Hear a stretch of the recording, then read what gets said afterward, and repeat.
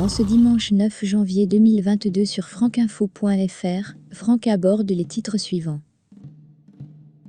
Noël perturbé par des actes islamistes. Darmanin se réjouit de 874 voitures brûlées. Les Français de papier qui vomissent notre France.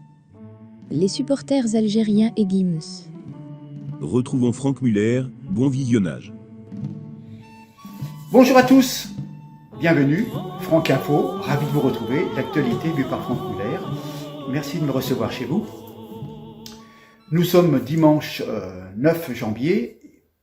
Je vais revenir un tout petit peu en arrière sur des événements courant décembre, fin décembre, et vous allez comprendre pourquoi. Déjà, des fêtes de Noël qui ont été perturbées par divers actes islamistes. Un Marocain perturbe la messe de Noël à Carcassonne. Le 24 décembre, vers 18h30, un Marocain fait irruption dans l'église Saint-Vincent pendant l'office de Noël, ivre. Il a perturbé la cérémonie en criant qu'il était musulman. Bon, interpellé par les forces de l'ordre, etc., etc., etc. Aucune plainte de déposée. À Marseille, dans le quartier de la Gineste, le 22 décembre, une femme a subitement arrêté son véhicule au milieu de la route. Elle en est descendue, puis s'est mise à prier sur la chaussée. Une source rapporte que devant l'agacement des autres usagers, elle a regagné son véhicule, fait des manœuvres et des embardées dangereuses. Des témoins l'ont décrite avec un Coran à la main. Elle aurait crié « Allahu Akbar » à l'arrivée des policiers. C'était Nice Matin qui nous rapportait ceci. À Maison-Alfort, un homme armé d'un cutter s'est introduit dans l'église Sainte-Agnès. Il aurait menacé de mort un fidèle. Les forces de l'ordre sont intervenues et l'homme a été interpellé, placé en garde à vue pour menace de mort avec arme. Voilà. Donc, ça c'est une chose.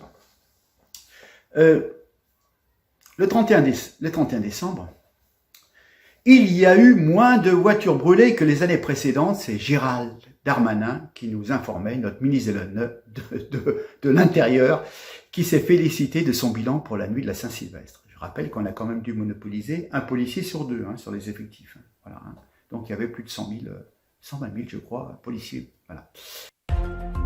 874 voitures ont été brûlées en France la nuit du 31 décembre contre 1316 en 2019. Le ministère de l'Intérieur révèle par ailleurs que 441 personnes ont été interpellées contre 376 il y a 2 ans. Les chiffres du 31 décembre 2020 n'ont pas été pris en compte en raison du couvre-feu alors en vigueur. Donc, ce monsieur, de sa suffisance, s'est réjoui que seuls 874 véhicules avaient été incendiés le soir du 31 décembre.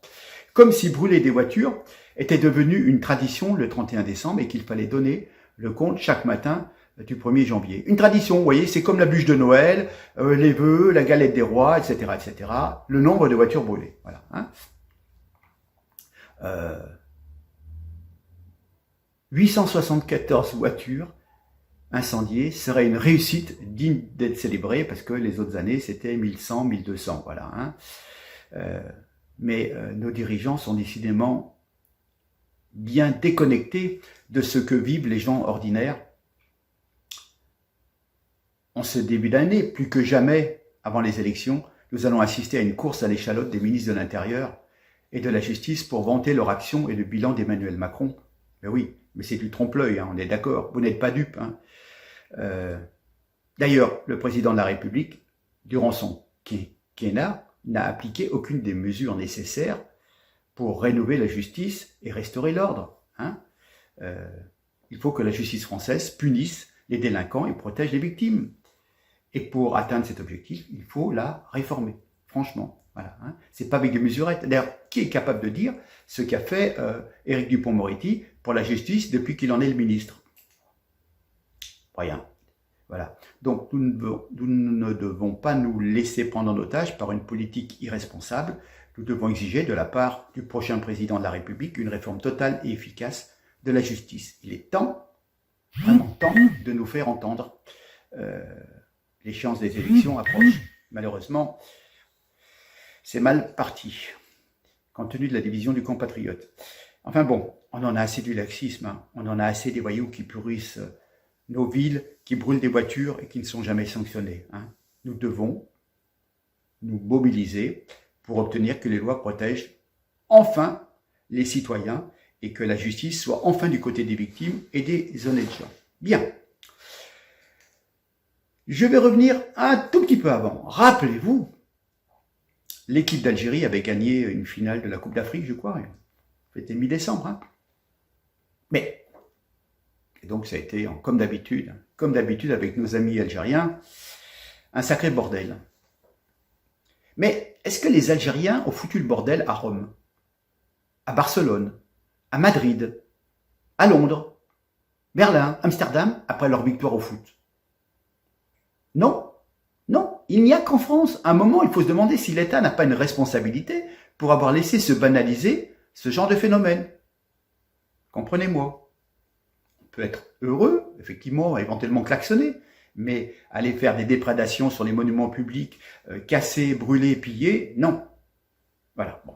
Donc, s'il y a des gens qui ne sont pas contents, moi j'invite les étrangers, les Français de papier à l'encre fraîche, encore fraîche, qui vomissent notre France, son peuple et ses forces de l'ordre, à retourner dans leur pays d'origine, à la démocratie et tolérance légendaire.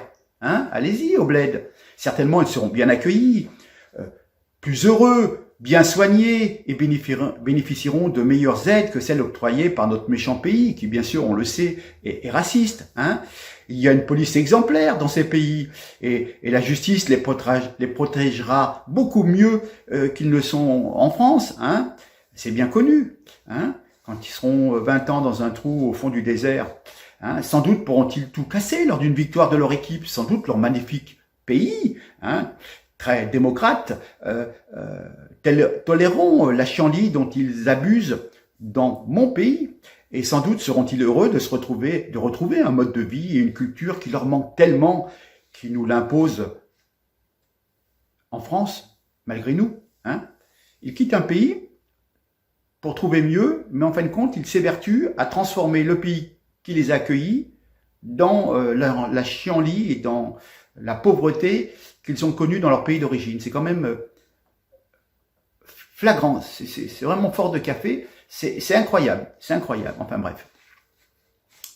Bah, écoutez, moi, à l'évidence, ils seront bien mieux dans leur véritable nation chérie, plutôt que dans cette France qu'ils haïssent. Hein.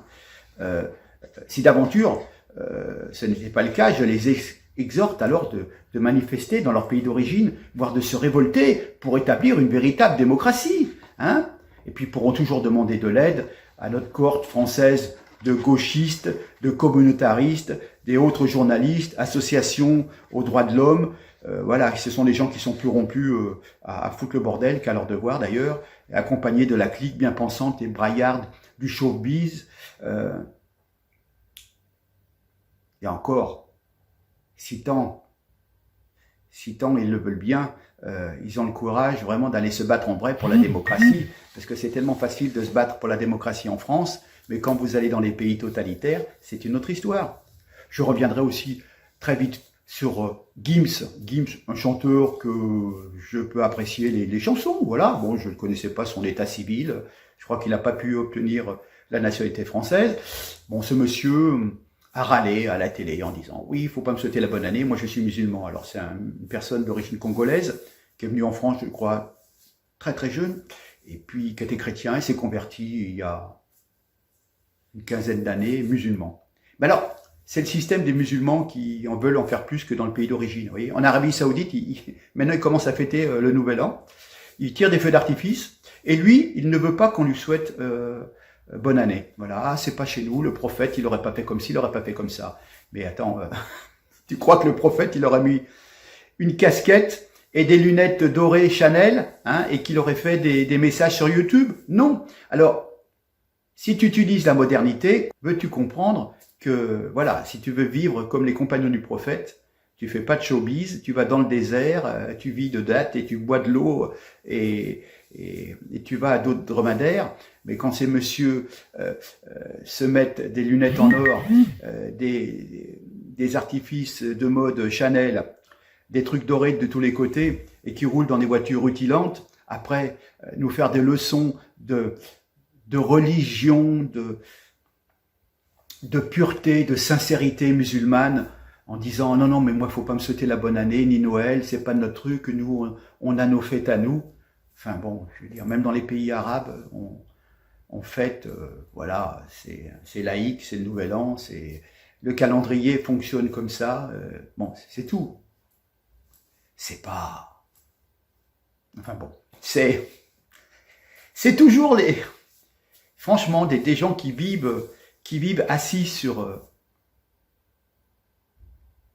un trône en or, pratiquement, qui viennent faire des leçons de probité, d'intégrité. C'est incroyable, c'est incroyable. Bref, allez, je vous laisse, je vous remercie, je vous souhaite un bon dimanche, et puis je vous dis à très très bientôt. Voilà.